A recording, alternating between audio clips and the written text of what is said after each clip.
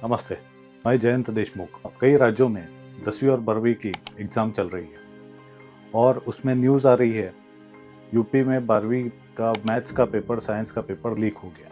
अभी ये जो घटना है, कुछ दिन पहले 17 और 18 फरवरी को और एक घटना घटी थी जहाँ पे सुरक्षा कर्मचारी है, उनकी जो एग्ज़ाम थी कॉम्पिटिटिव एग्ज़ाम, वो रद्द कर दी गई क्योंकि वहाँ पे भी धांधली हुई। तो ऐसी काफ़ी सारी इंसिडेंट्स, पेपर लीक के इंसिडेंट्स हमारे भारत में कई राज्यों में हो रहे हैं। पिछले 8 साल की अगर बात की जाए 2015 के बाद, तो कम से कम 75 ऐसे इंसिडेंट्स 15 राज्यों में हुए हैं, जिसके कारण आइदर वो पेपर को पोस्टपोन किया गया या फिर उस पेपर को कैंसिल किया गया। और ये बहुत गंभीर मामला अभी दिन ब दिन बनते जा रहा है, क्योंकि इससे होता क्या है, आपके बच्चे जब बड़े होते हैं, 10वीं में जाते हैं, 12वीं में जाते हैं, कॉम्पिटिटिव एग्ज़ाम की प्रिपरेशन करते हैं और जब वो एग्ज़ाम को बैठते हैं तो आपको पता चलता है कि एग्ज़ाम का पेपर कैंसिल हो गया। उससे होता ये है कि वो पेपर कैंसिल होने के बाद कुछ दिन बाद, 6 महीने बाद, 8 महीने बाद या 1 साल बाद फिर से लिया जाता है और वो जो टाइम गैप है, इम्पॉर्टेंट टाइम है, वैल्यूएबल टाइम है, वो वेस्ट किया जाता है या वेस्ट होता है because of this paper leak. आप अगर घटनाओं को देखोगे तो काफ़ी सारी घटनाएं यूपी में घटी है, गुजरात में घटी है, मध्य प्रदेश में घटी है, महाराष्ट्र में घटी है, वेस्ट बंगाल में घटी है, तेलंगाना में घटी है, राजस्थान में घटी है। हर जगह ये इंसिडेंट्स हो रहे हैं और इसके कारण बच्चों का जो भविष्य है, वो भविष्य बहुत इनसिक्योर हो गया है, उनका भविष्य धोखे में आ गया है। क्योंकि एग्ज़ाम देते वक्त जब एग्ज़ाम ही कैंसिल हो जाए तो उनका जो प्रिपरेशन है, उनको बाद में फिर से प्रिपरेशन करना पड़ता है। कई बार ऐसे हुआ है कि एग्ज़ाम सालों साल पोस्टपोन हुए हैं। जैसे कॉम्पिटिटिव एग्ज़ाम्स है काफ़ी सारी, महाराष्ट्र में जो कॉम्पिटिटिव एग्ज़ाम्स लेना है वो तो गवर्नमेंट ले ही नहीं रहा है, वो तो बात अलग है।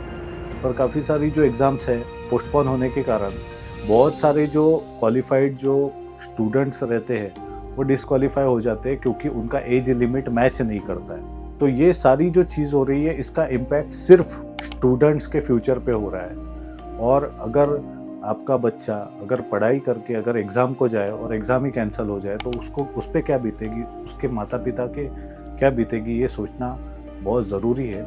दूसरी बात, पेपर माफिया जो है उनसे मुझे ये कहना है, आप सिर्फ चंद पैसों के लिए ये सारी चीज़ें करते हो, ये चीज़ें करना बंद कीजिए, क्योंकि आपके भी बच्चे रहेंगे जो एग्ज़ाम देंगे और उनके भविष्य के साथ ऐसा ही खिलवाड़ हुआ तो आपको क्या फील होगा, ये आपने सोचना चाहिए।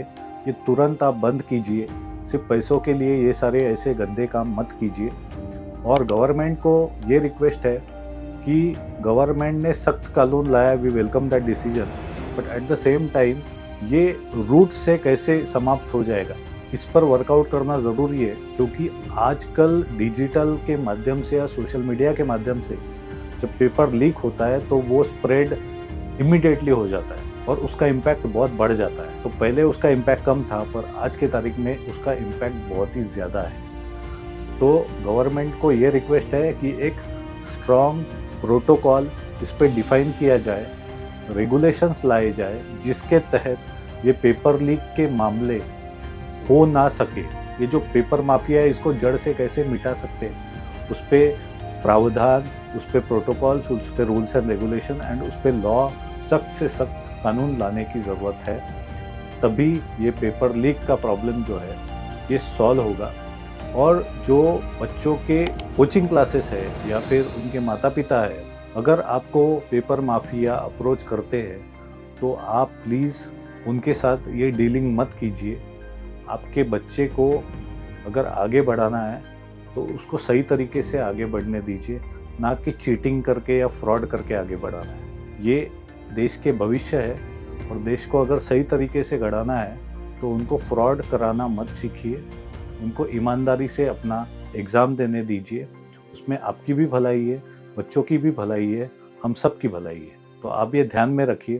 और स्टूडेंट्स को रिक्वेस्ट है, अगर ऐसा कोई आपको पता चलता है जो पेपर माफिया है, आप तुरंत उसकी शिकायत अपने माता पिता को बताइए। आप वहाँ की जो अथॉरिटीज़ है, पुलिस है या फिर और कोई है गवर्नमेंट अथॉरिटीज़, उन पे आप ये सोशल मीडिया पे पोस्ट कर सकते हो। पर ये जो पेपर लीक जो हो रहा है, जो पेपर माफिया इसके पीछे है, इसको हटाने के लिए हर आदमी ने अभी कंबर कसनी चाहिए और पेपर लीक बंद होना चाहिए। और जो बच्चों के साथ, भविष्य के साथ जो खिलवाड़ हो रहा है, वो भी आने वाले दिनों में कैसे बंद होगा, इस पे सभी लोगों ने वर्कआउट करना चाहिए और उसके मुताबिक इसको एग्जीक्यूट करना चाहिए। Thank you.